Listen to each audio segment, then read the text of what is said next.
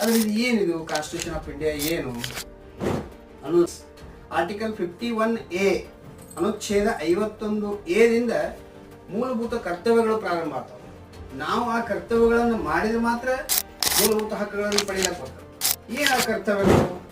ಸಂವಿಧಾನಕ್ಕೆ ಬದ್ಧವಾಗಿರೋದು ಹಾಗೂ ಅದರ ಆದರ್ಶಗಳನ್ನು ಮತ್ತು ಸಂಸ್ಥೆಗಳನ್ನು, ರಾಷ್ಟ್ರಧ್ವಜ ಮತ್ತು ರಾಷ್ಟ್ರಗೀತೆಯನ್ನು ಗೌರವಿಸುವುದು. ಇವತ್ತು ನಾವು ಸಂವಿಧಾನ ಅಂತ ಏನು ನಮಗೊಂದು ಚೌಕಟ್ಟು ಕೊಟ್ಟದ, ಈ ದೇಶದ ಆಡಳಿತ ಯಂತ್ರವನ್ನು ನಡೆಸ್ತಕ್ಕಂಥದ್ದು, ಆಡಳಿತ ಯಂತ್ರ ಹೆಂಗಿರಬೇಕು, ಪ್ರಜೆಗಳು ಹೆಂಗಿರಬೇಕು, ಆ ಆಡಳಿತ ಯಂತ್ರ ರಚನೆ, ಅದರ ಕರ್ತವ್ಯ, ಅದರ ದಾಯಿತ್ವ, ಇದು ಎಲ್ಲದರ ಬಗ್ಗೆ ಸವಿಸ್ತಾರವಾಗಿ ಹೇಳ್ತದೆ. ಆ ಒಂದು ಸ್ವಂತ ಸಂವಿಧಾನಕ್ಕೆ ಬದ್ಧವಾಗಿರ್ತಕ್ಕಂಥದ್ದು ಹಾಗೂ ಅದರ ಆದರ್ಶಗಳೇನದವು, ಭ್ರಾತೃತ್ವದ ಅವೆಲ್ಲ ಡ್ಯೂಟಿ ಒಳಗೆ ಹೇಳ್ತಾರವಲ್ಲ, ಅವುಗಳನ್ನೆಲ್ಲ ಪಾಲಿಸ್ತಕ್ಕಂಥ ಒಂದು ಜವಾಬ್ದಾರಿ